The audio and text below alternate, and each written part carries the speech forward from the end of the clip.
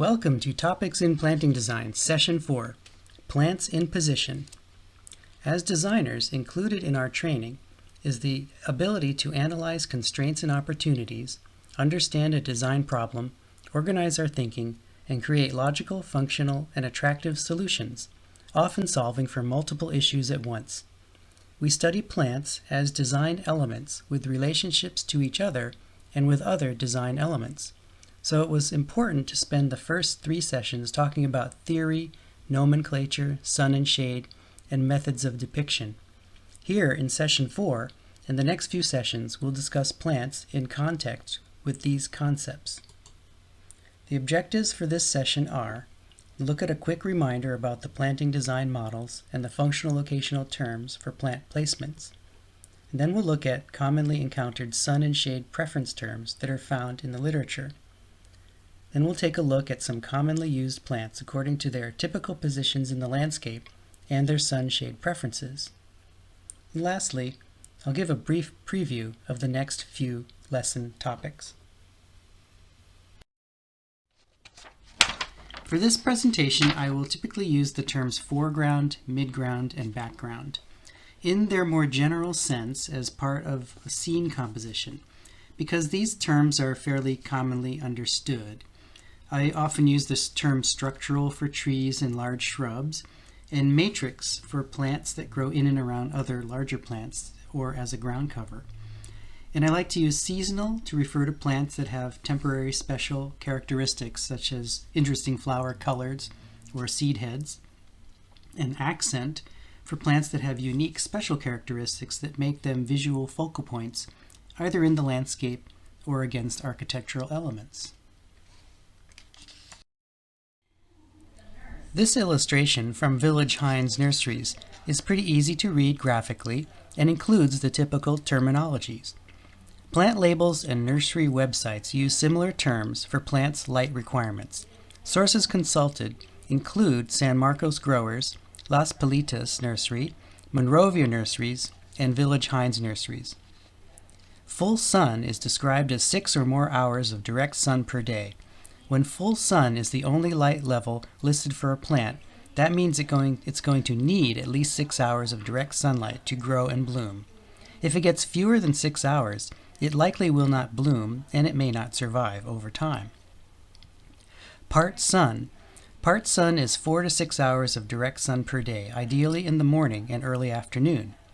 When the plant label says part sun to full sun, it actually needs some heat and intense sun. So these plants may be better for the afternoon. Part shade, 4 to 6 hours of direct sun per day. Morning sun is better, and light shade and dappled shade are variations of this category. Full shade is variously defined as less than 4 hours or less than 3 hours of direct sun per day.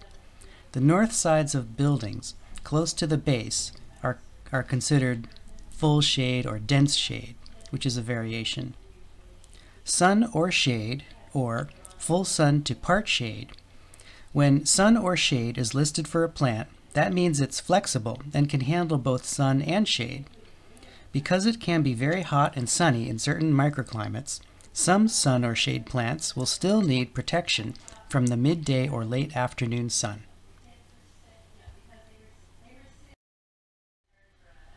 In the sun-shade study from Session 2, we constructed morning, noontime, and afternoon shadows for a sample site. Applying our sun-shade plant preference terms to the site, we can see that sunny, all-day south sides of our buildings should receive full sun plants. West-facing sides are shady in the morning and sunny in the afternoon, good for sun to part sun plants. The east-facing sides receive morning sun and afternoon shade, best for part shade plants, the ones preferring cooler morning sun but not the more intense afternoon sun. The paseo is in this category because although there are both east and west-facing sides of buildings, the sun exposure period is so short due to its width and the building wall heights on either side. If there may be window reflectance, you may want to use plants labeled for sun or shade because typically they're more tolerant of window reflectance and possible scorching. The north-facing sides, close to the building, get full shade plants, except for the edges near the building's sides, which can be sunnier microclimates. Here again is a place that may receive hardier, sun or shade-tolerant plants.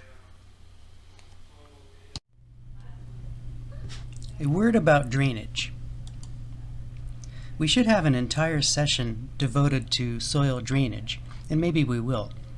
With light and water, air is one of the most important factors in plant health.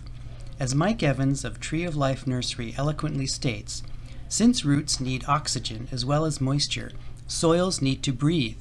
That is, never remain soggy and oversaturated for long periods.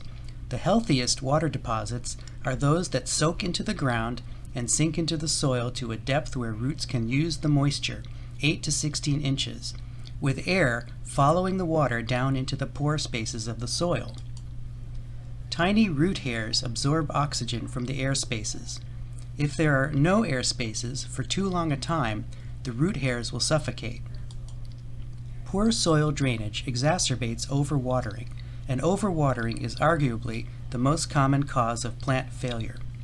Just like sun and shade microclimates, there are soil microclimates on every site, and areas where there is poorly draining, heavy clay soil could be difficult for many plants. Horticultural soil drainage tests rarely cover enough of a site to identify all the areas of heavy clay concentration. If they're available, check the geotechnical soils reports and look at the boring charts to get a sense of the site soil's character. In these reports, look for the first descriptive words. If they are sandy loam or sandy or sand, you can dance a little jig because many of our favorite native and water-wise plants will thrive. If the words are clay or clayey, be prepared to avoid plants that say need good drainage. Even after the grading operations mix up the soil on a site, heavy areas may still remain. So one of the lessons here is you might have to choose a plant that matches the soil. Be forewarned that when a plant label reads needs good drainage, take it seriously. If a plant requires sharply draining soils and is located in an area dominated by heavy clay, it may decline from day one due to lack of oxygen getting to the roots. Sometimes overwatering is a temporary problem caused by a break in an irrigation line. Even if the line is repaired promptly, heavy soils may take too long to dry out, or when they do, they may become hydrophobic, which is water repelling, thus compounding the struggles of more sensitive plants.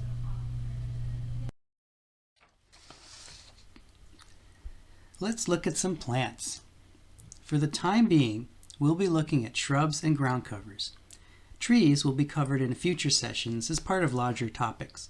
For now, we are going to consider them as landscape theme and character elements, shade providers, and structural accents with which shrubs and ground covers compositionally must interact.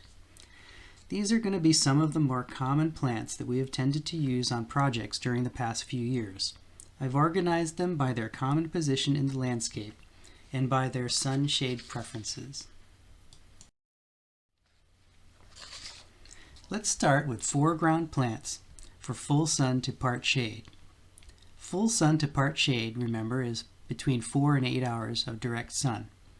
Foreground, aka primary or matrix plants, often occupy locations close to walkways and other hardscape edges. Plants along walkways should be soft, friendly, and flexible. Soft so people don't get poked or scratched, friendly so they are nice to touch, and flexible so they can be pruned if necessary and still look natural and attractive. Here is Carex divulsa, or Carex tumilocola, Berkeley meadow sedge. Technically, these are different species, but the difference has become indiscernible in the nursery trade. It is a frequently used sedge, 18 inches by 30 inches or wider depending on soil type and water. It's very reliable, tolerates sun and shade, and moist or dry soils. The leaf blades grow longer in moist part shade conditions.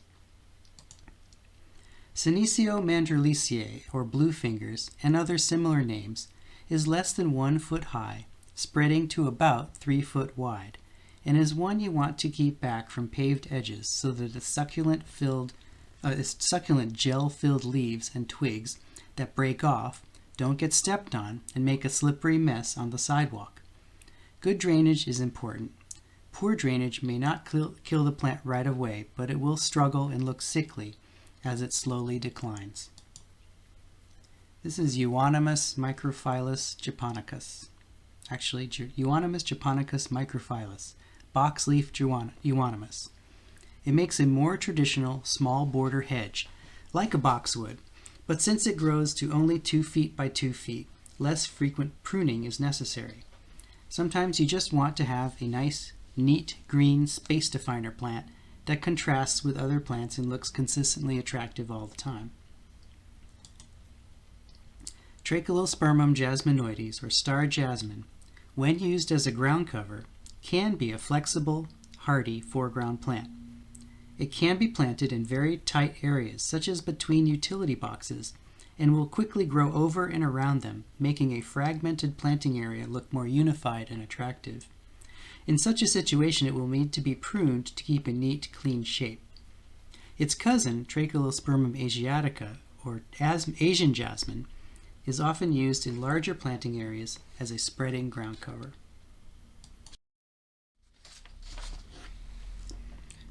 These are foreground plants for part shade to shade. Here is Carex flacca, blue zinger, or blue zinger gray sedge. It is a nice color contrast to the greener Divulsa and is more shade tolerant according to the literature. It may be a very good choice in a part shade to shade garden as long as it has good drainage. Here is Buxus japonica, Japanese boxwood, a reliable performer for tight areas. Like the euonymus, it is good where small, clean green border hedges are desired. But unlike euonymus, it will grow a lot larger if not regularly pruned to shape. Most boxwoods will get to 4 or 5 feet high or larger. For a more casual, irregular foreground edge plant, Crassula multicava, or fairy duster, can be an interesting, unique component. It grows to about 18 inches high and spreads to about 3 feet. It grows very well in deep shade as well as part sun or dappled shade under deciduous trees. This is one of those succulents that needs to be gently controlled along the paved edges. You want to keep the juicy leaves and stems from being stepped on, but you don't want to shear it. Rather, walk along the edge and break off pieces, put them in a bucket, and stick them in the loosened soil of bare areas, where most of them will root and sprout. Crassula Gollum, named for Gollum's figures from the movie Lord of the Rings, can be a loosely growing, dark green, finely textured foreground plant. In small, natural, irregular groupings alternating with another color crassula, such as Crassula ripple, together they would make a neat, contrasting color combination. These low-growing plants are often seen as foreground plants, but also as spreading ground covers. They need to be placed carefully near paved edges to avoid the need for shearing in the future as they spread. They also make good matrix plants spaced around structure and accent shrubs. Here is the aforementioned Crassula multicava, used as an effective succulent ground cover. This patch is located adjacent to Jeffrey Open Space Trail in Irvine, growing in the dappled shade under sycamore trees. It is said to be a good plant for growing under trees because its roots are shallow and easy to sprout in tight areas. Rosemary Huntington carpet makes a consistent ground cover mass for a slope, or cascading over a wall. Like all rosemary, it prefers well-draining soil and moderate to low water. Myoporum Putah Creek is a slightly higher, softer-looking cultivar of the ground cover Myoporum parvifolium. It likes a little more water than the lower-growing varieties, and it will look and grow better with good drainage. It spreads up to 15 feet, so if you want to avoid shearing it when it matures, space the container away from pavement about half that width. Carissa green carpet is a small-leafed ground cover cultivar of natal plum. If maintained properly, it is a long-lived, effective, attractive dark green ground cover. but if not maintained as a ground cover, it may revert over time to its full-size 6-foot to 8-foot shrub form. Here it is along Alton Parkway in Irvine. Original ground cover portions of a single plant are still visible next to the reverted portions of the same plant.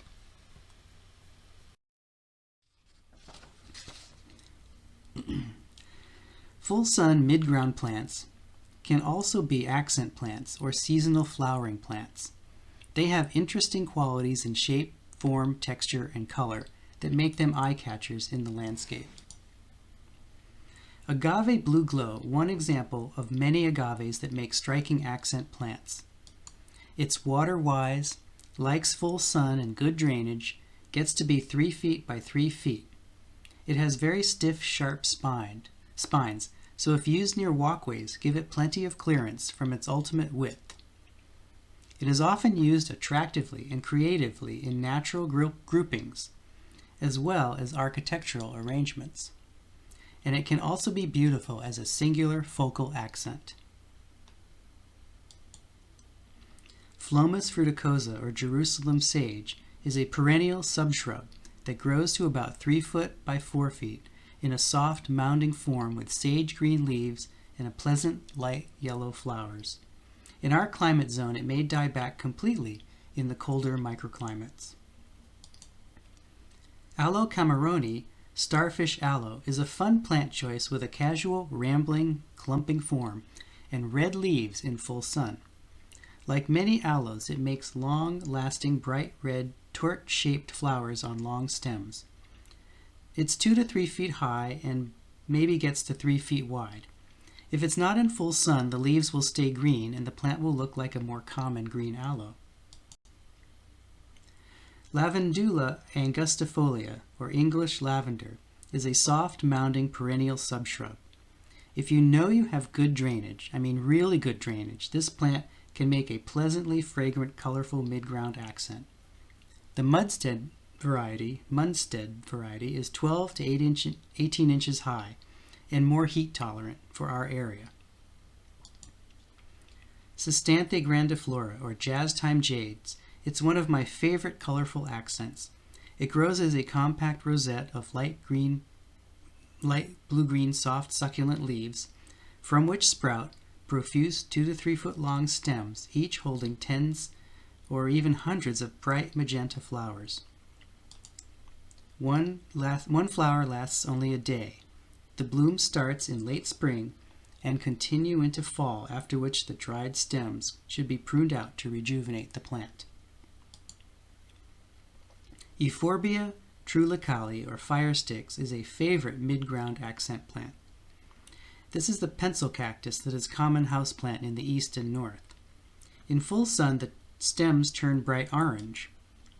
Most people know about its poisonous white sap, a feature of many euphorbias. The sap can irritate the skin and cause temporary, painful blindness if it gets in the eyes. So naturally, we would want to locate this plant well away from where children or animals might contact it and break off a twig. Remember also that this plant gets pretty big. It could be more of a background plant over time.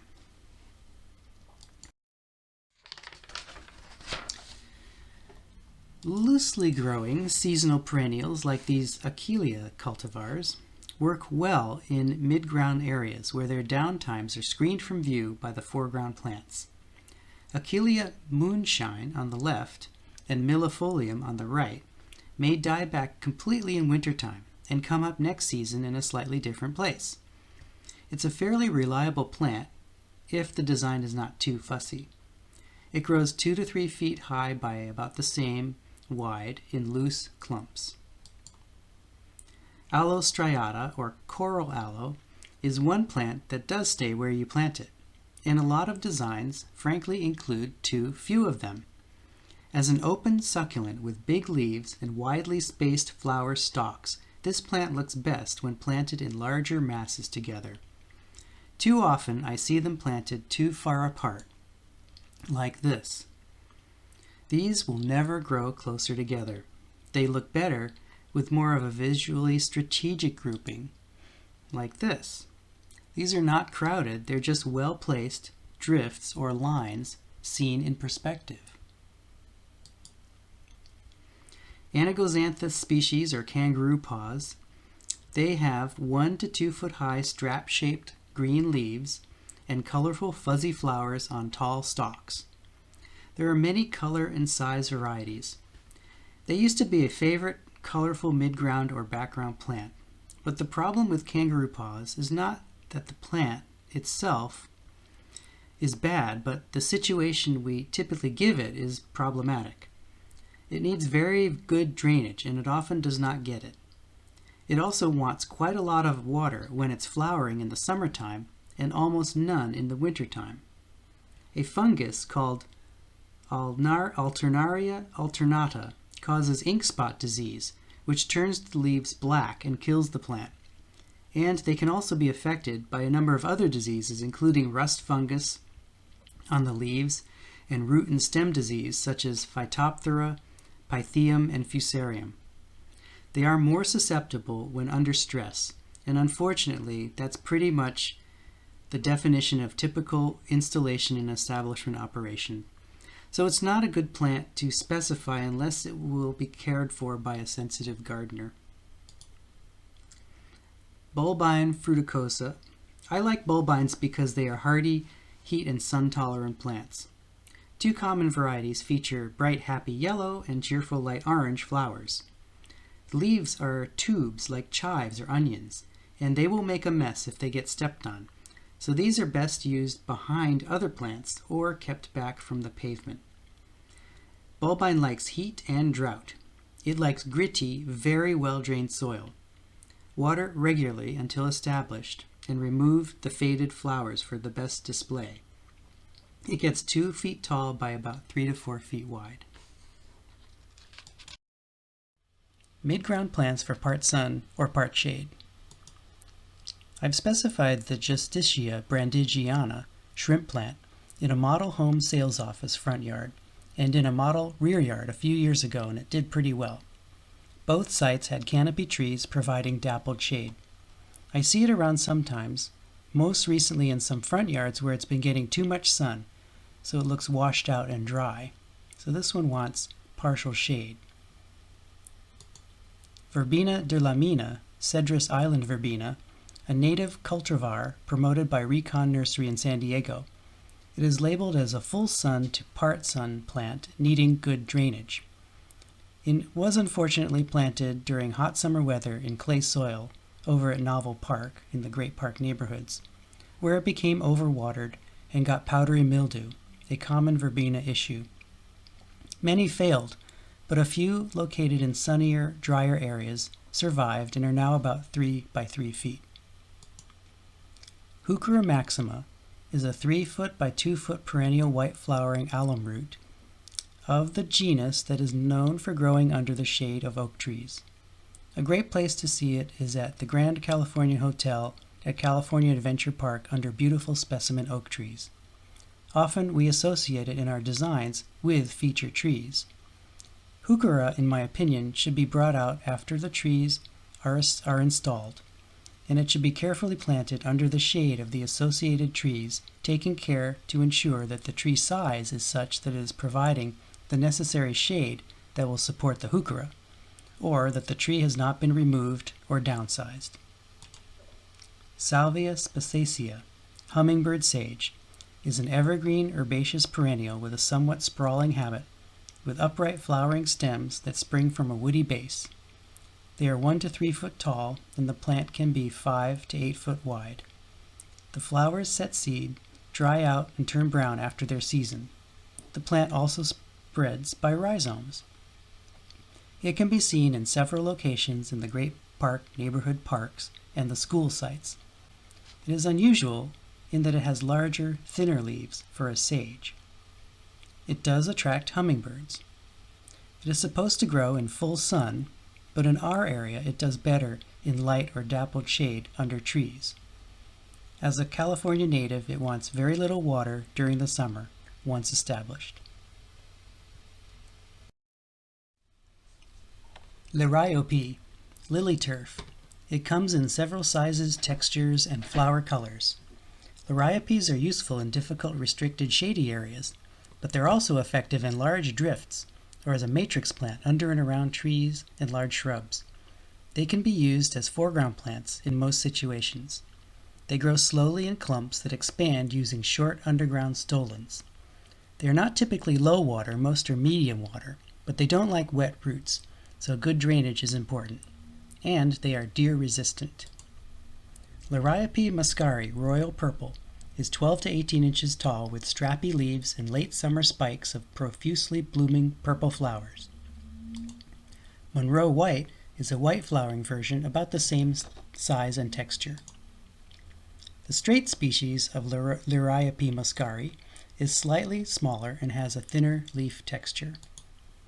And Liriope muscari variegata, a light-colored variegated form, is smaller in size. Silvery sunproof is another similar variety that takes more sun. Liriope spicata, creeping lily turf, is a different species altogether. It spreads rapidly, unlike the muscaris, and because of this it is called the evil twin of muscari. Silver dragon is a variety of this Liriope. Another difference is that the flowers in the spicata species tend to be more hidden within the leaves. Philodendron Xanadu is a popular, smaller-scale shrub with a tropical look. It grows 4 feet high by 5 feet wide and is generally seen in smaller planting areas. Some sources say it's a sun or shade plant, but in our area it is really happier with a little more shade. Too much sun and the leaves easily turn yellow or scorch and look sickly, so the sun it gets should only be cooler morning sun. Raphiolepis indica and its varieties are reliable, trouble-free, attractive flowering shrubs. Clara with white flowers, Pink Lady with pink flowers, and the lower, slower-growing ballerina are all commonly seen in Irvine. Raphiolepis clara has been popular as a foreground hedge, a mid-ground color accent, and a mass planting on slopes. Shown here with all the part shade and shade plants, it is also just as happy in full sun areas. It is disease and pest free and likes all soil types, including clay soils. It is often kept to 24 inches high, but wants to be about 3 foot high by about 4 to 5 feet wide. Crassula ovata, the traditional jade plant, is a very familiar houseplant and a hardy mid-ground garden plant. It will grow slowly to about 6 foot high. As a succulent, it is one of the easiest plants to grow and to propagate. It likes full sun. There are varieties that have red or yellow leaves in the full sun, but it also likes full shade. In full shade, the leaves will appear deeper, greener in color, and it will grow in dry, well-drained or sandy soils as well as heavy clay soils. It has profuse, small white flowers in late winter to early spring. But sometimes the flowers bloom at any time of year. Here's one that's starting to push out buds in October. It is also a good feng shui plant, said to bring positive energy to the owner, especially when blooming. In its shape and form, it looks quite like Raphiolepis from a distance. Look how much this one looks like the Raph. It also looks great combined with Agave attenuata, with a pleasing color and texture contrast. Another great crassula is the ripple jade. It is smaller than ovata, growing slowly to about 2 to 3 feet by the same width. It is appreciated for its unique, wavy, blue-green leaves. Ripple jade needs good drainage, and it is also a low-water plant, like all crassulas.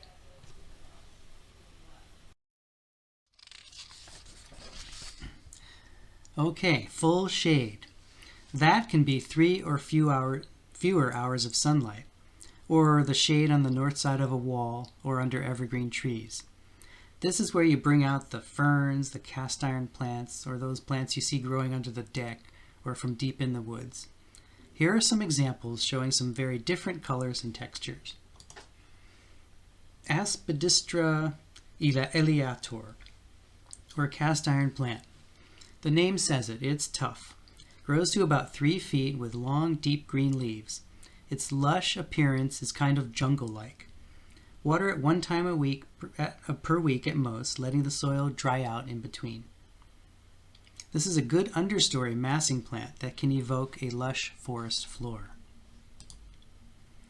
Aucuba japonica is a higher branching, more upright shrub with large ovate leaves, ranging in colors from dark green to a bright speckled yellow and green. It is a very slow grower to about 6 to 10 feet depending on the variety. Mr. Goldstrike is a popular yellow cultivar that gets to be about 5 by 5 feet. Aucuba likes to be in moist soil. Fatsia japonica, Japanese Aralia, another plant that likes to be in moist soil most of the time. It has white flowers and grows to about 6 foot tall, sometimes taller, and about the same width. It is a good mid-story fill-in plant, where you need some space definition or some mid-level foliage that doesn't get too big. Nephrolepis cordifolia, or the sword fern. So there are many, many ferns from which to choose, and there are many sword fern varieties. I like this one because it is not too big. It grows to about 2 to 3 feet high and is wide, and it spreads slowly. It grows in full shade up to part sun, and it is not fussy about soils, including clay soil. Also, it is visually very ferny looking. I mean, you see it and you know that's a fern. It has soft leaflets that are touchable, a fine visual texture, and a pleasant light green color. Not only that, it's always available.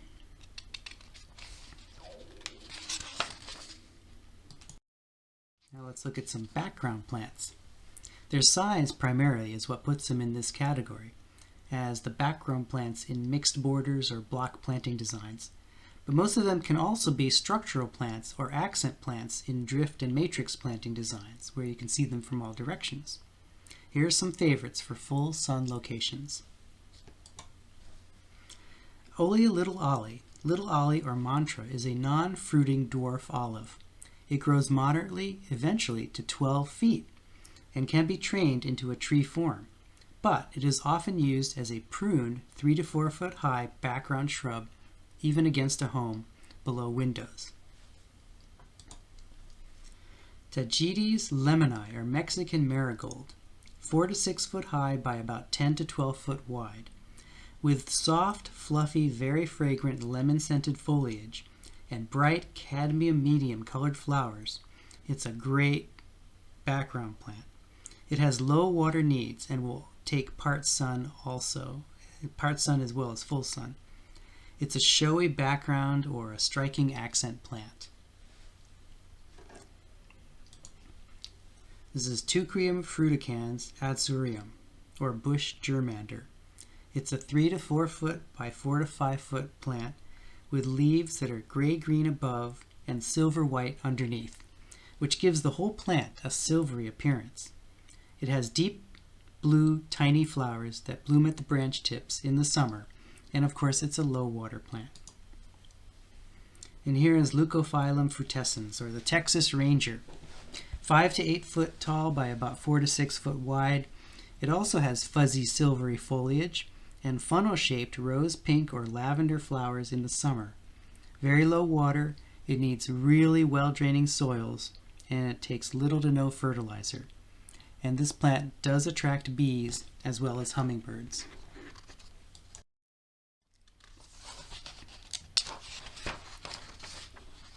So backdrop plants for full sun to part shade. This is the Heteromles arbudifolia, which is the toyon. It's the hardy California native large shrub that can grow to 15 or 20 foot tall and as wide. It's known for its white flowers and its red berries in the wintertime. It is an important structure plant and a very important habitat supporter. It's tolerant of more moisture than many native plants, and it is an oak woodland understory plant, so it's pretty good in shady areas. Arbutus unidocompacta, or dwarf strawberry tree, gets to be 7 to 10 foot tall by about as wide. It has a rounded shape, and it has white flowers and then orange-red fruit that is edible. It has the attractive red bark of the other members of the genus, and it can be trimmed to reveal this feature as it matures. The fruit is tasting like a cross between a strawberry and a banana.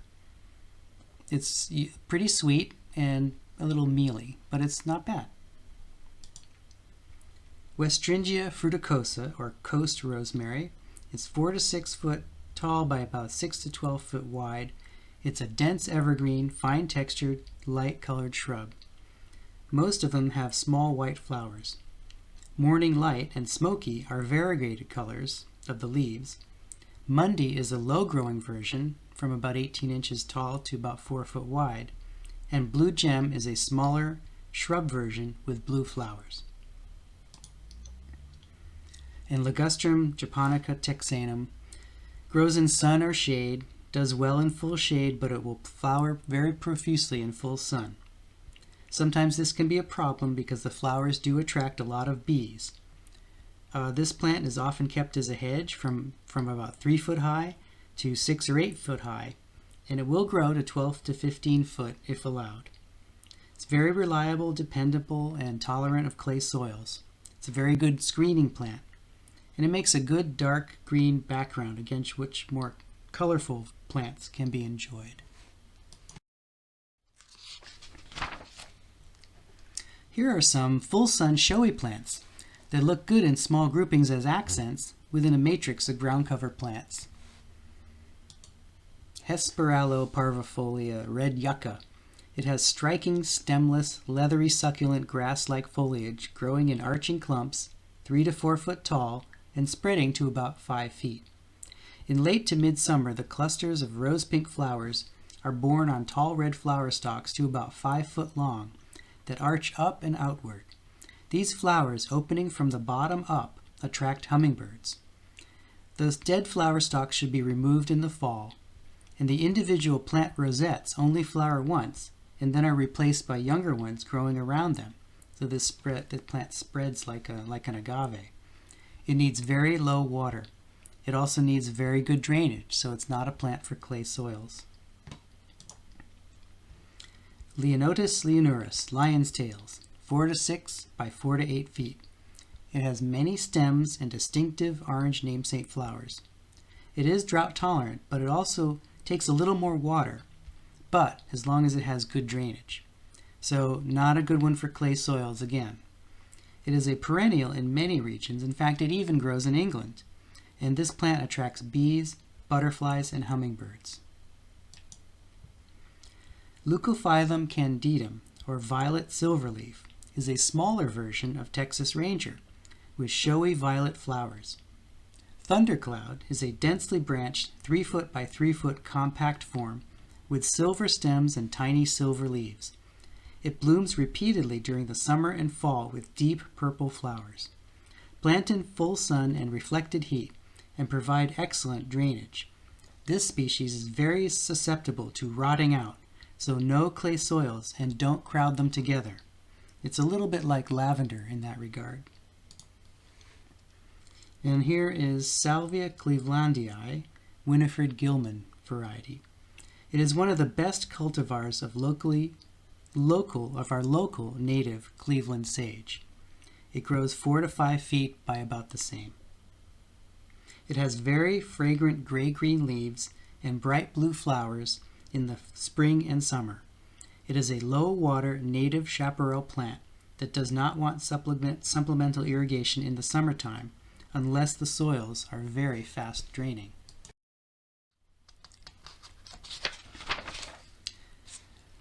Here's some wonderful accent plants. We'll do some agaves. Agaves make great accent plants in small groupings, in full sun to even part sun areas with well-draining soils.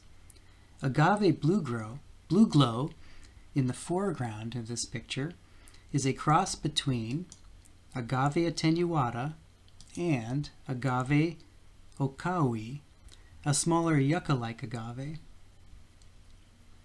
Agave blue flame in the background is a cross between the attenuata and the agave shaw-eye, which is a medium-sized upright growing rosette. Seeing them together like this in the first picture accentuates their different appearances. Agave attenuata's large, wide, light-colored leaves look very nice with a smaller leaved plant like these Pittosporum crassulatum compactums or dwarf Cairo plants. It also grows really well with Raphiolepis and also Crassula ovata. Agave attenuata, the foxtail agave, wants to be about 4 feet around, and there's a popular variety called Nova that will grow onto a 4-foot high stalk. This can be a useful feature in a varied height combination with other succulent plants. And you can see the two attenuatas there. One is a little taller than the other, and it allows all kinds of other plants to grow underneath it. Kind of an interesting composition. Agave americana Mediopicta alba, white striped century plant, very distinctive. It's a medium-sized agave from about 4 to 6 foot tall by about the same width. It's a very striking plant that should be spaced well away from pedestrian traffic. Its large, sharp spines can cause painful swelling from its caustic sap. Agave americana is the traditional century plant. The regular species will grow to 8 foot or more around, and it will make many pups around its perimeter. Like many agaves, after it blooms with its tall, straight spike full of flowers, its central rosette will die back, and the surrounding pups will gradually fill in. Over time, it will become an impenetrable thicket if the pups are not removed and relocated periodically.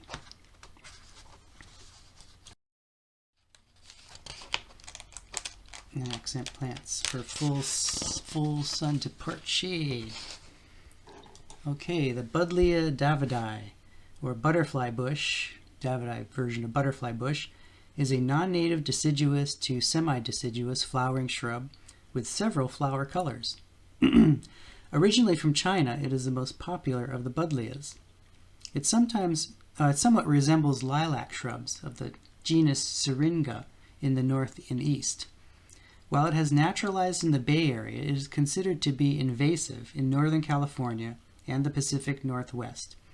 Be careful when using it so that it fits the space. It gets pretty big, 5 to 15 foot high and as wide. It is fast growing and colorful, and it is a very good pollinator supporter. So it does have a place in an ornamental plant garden as an accent. Rhamnea coulteri, or the Matiligia poppy, or also known as California tree poppy, is a California native known for its large, showy white, papery flowers and its light gray-green foliage. It grows 6 to 8 feet and likes well-drained soils. It's drought deciduous, so a lot of it may die back during the summertime and the fall dry season. Kaleandra californica, the Baja fairy duster. Native to Baja California, it grows 3 feet to 5 foot tall and about the same width in a loose, open habit. Known for its bright orange pin-cushion flowers that bloom almost all year round, it is a reliable hummingbird and butterfly attractant. And Sambucus mexicana, or nigra, the Mexican elderberry, grows as a large shrub or small tree to about 25 to 30 feet eventually. It likes to be near riparian areas, but will also do well on slopes. The white flowers are loved by pollinating insects, and the berries are loved by birds. The delicious berries are used for jam, jelly, and wine. Now let's focus on some grasses.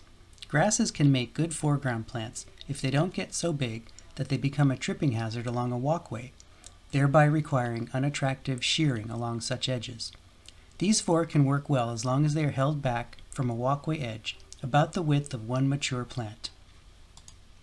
Festuca marii, Atlas blue fescue, is a long-lived, low-water, architecturally consistent bunchgrass that grows reliably to about 24 inches by 24 inches and stays neat and orderly. Pruning or mowing is not required, but annual raking out of old foliage is helpful. Bouteloua gracilis, blue grama or mosquito grass, is a long-lived, warm-season, soft, fine-textured perennial grass with these distinctive eyebrow-shaped seed heads. It is native to arid parts of California. The regular species grows to about 12 by 12. Blonde Ambition, a popular cultivar, grows taller, to about 3 foot tall. Angel's Eyelashes is a John Greenlee hybrid that grows to about 6 inches by 6 inches and is very soft and delicate, very appropriate for along a walkway border or foreground edge. Lamus triticioides, creeping wild rye, is a really good-looking native California meadowgrass with a fine textured light green foliage. It stays green with attractive, grassy meadow look all year long. Water it 1 time per month and mow it 1 time per year. It must be bounded by hardscape or strong root barriers, or expect to walk by its boundaries with a tilling tool regularly because it spreads by rhizomes and it is quite an aggressive competitor with even the non-native invasive annual grasses. It stands up straight along edges. You can't taper it by pruning or you will simply expose the yellow straw underneath. So if a 2 foot by 2.5 foot high straight grass works well with your design concept, it can make a great expansive native meadow matrix plant. Pennisetum alopecuroides Little Bunny is a reliable, well-behaved clumping perennial grass with attractive, fluffy seed heads. 12 inches by 12 inches, and it will stay where you plant it without spreading all over the planting area. Pennisetum Red Bunny Tails has reddish seed heads and is bigger, growing to about 20 inches to 30 inches tall by about 24 inches wide.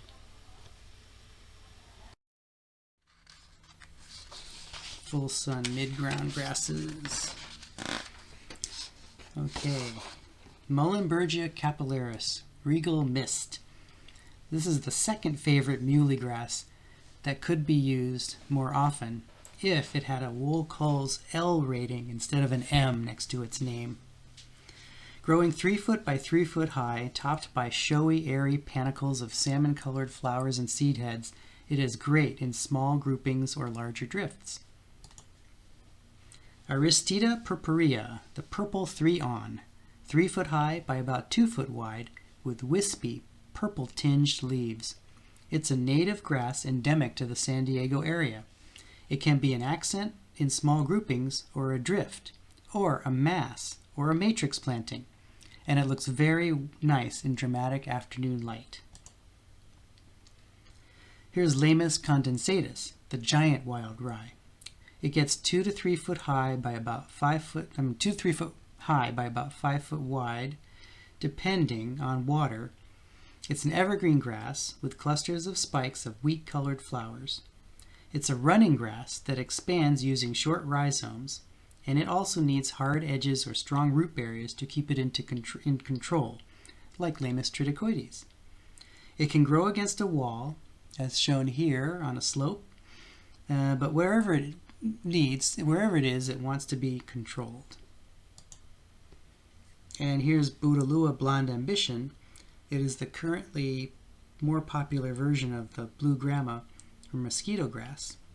It grows in 3 foot tall by 2 foot wide clumps with profuse straw-colored eyebrow-shaped seed heads that persist through winter into early spring. It is best seen in the mid-ground in sunny areas due to its larger size. Some people say that dogs can sniff up the fallen seeds, which will irritate their noses, and I can understand that. These grasses can take a little bit more shade than most. As mid-ground performers, they are a little taller. 1 or 2 can be foreground plants when located carefully. Ceslaria autumnalis, autumn moor grass, is an evergreen, cool-season clumping grass with neat arching light green blades, making tufts about 12 by 12. The seed heads come out on 18 to 24 inch long stems and persist, making an arching, graceful look. This makes a nice green understory meadow look beneath trees. Pennisetum spathulatum, slender veldgrass, has a clumping grass blades that are reliably 24 inches by 24 inches, but its seed heads grow atop long stems that can be up to 5 feet high and very profuse. The seed heads wave gracefully in the breeze, making a striking, moving sculptural statement. Here it has been planted along a corner as a foreground mass, and you can see how it arches out over the walkways. This could be annoying to pedestrians or possibly provide a departing point for ticks, so it would be better to locate this grass farther back from the sidewalk.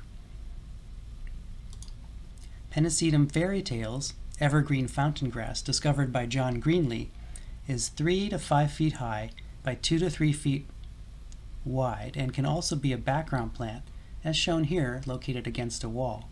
Its attractive feature is the large, graceful, wheat-colored seed heads that can arch a little higher than the foliage. It is common to see this grass at about 5 feet high, including the seed heads. Deschampsia cespitosa, tufted hairgrass, is a fine-textured, 2 to 3 foot tall, dark green grass. Its flower inflorescences grow on 4-foot stems in early summer and mature into loose, airy, straw-colored panicles that wave in the wind. It is a very striking grass, and it likes shade, listed in Monrovia as a full shade to partial sun grass. It is unusual to find such a grass that likes shade like this one. Miscanthus sinensis transmorisinensis, a very interesting and attractive grass that will take 2 or 3 seasons to achieve its full size, but when it does, it will be well worth the wait. 3 to 4 feet is the grass leaves, and the flower spikes will get to 5 or 6 feet. Its main feature is the showy wheat-like seed head on long arching stems that persist throughout the fall and winter. Muhlenbergia rigens, deergrass. This is the California native Muhlenbergia. It can fool beginning planting designers because it starts out looking soft and green and unassuming, but as it grows and matures and then blooms, it may become a sphere of sharp-sided grass blades and long flower spikes that is 6 feet or more in diameter. It is very striking visually, but it should be used in the background. Likewise, this popular fountain grass, Pennisetum cetaceum rubrum, is useful, attractive, and a good background grass. The literature says it gets to be about 4 foot by 3 foot, but there are older plantings of it in Orange County that are larger.